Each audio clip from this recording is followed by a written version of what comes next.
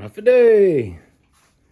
So last week, I was driving down the road and I saw this big, huge chunk of wood sitting on the roadside.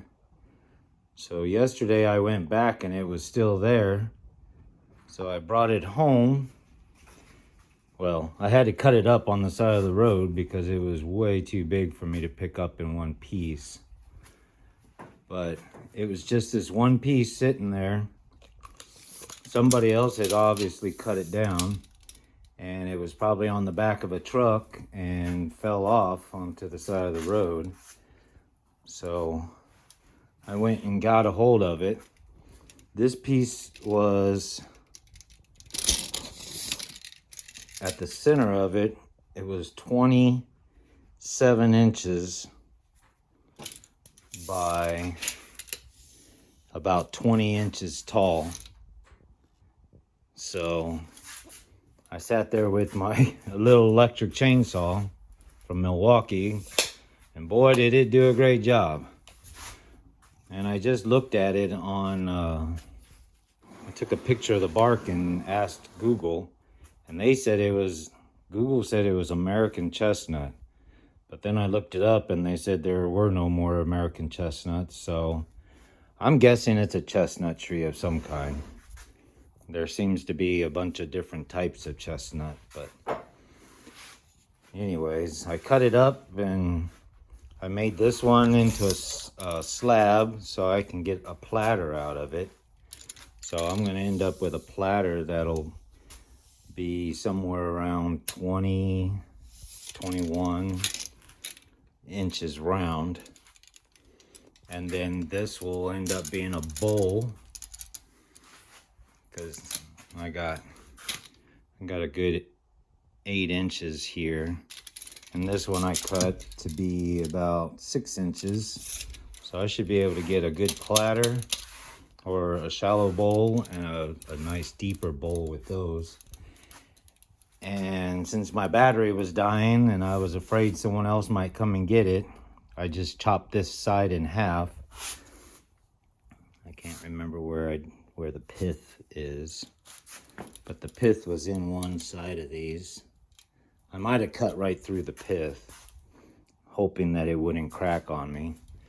But what I plan to do with this one is cut it like this and like that and get me a 10-inch vase out of that side and maybe a 6-inch vase out of this one, and do the same thing with this. It should be about 10 inches once it's all said and done, and then this should be about a 6-inch, and they'll be roughly all 4 of those should come out to something around 20 inches, or I might cut them in half once I cut them down and get some shorter vases or something out of it. I just love the color. The sapwood is really white right here, and then the heartwood is a pinkish color. It's hard to see probably in the camera, but this is a pinkish color, and then this is a really white color, and the grain is really straight in them. Very, very straight grain through the whole thing with very little defects of any kind. This had to have been closer to the trunk of the tree opposed to up farther where there'd be branches, because I don't see anything in the bark or on the inside of the tree that makes it look like there was any branches in this. That spot right there is just from me rubbing it around on the ground trying to get it into the truck. It took everything I had to get these things in the truck, though. Boy, I tell you, I'm gonna have to come up with some other way of moving these things now.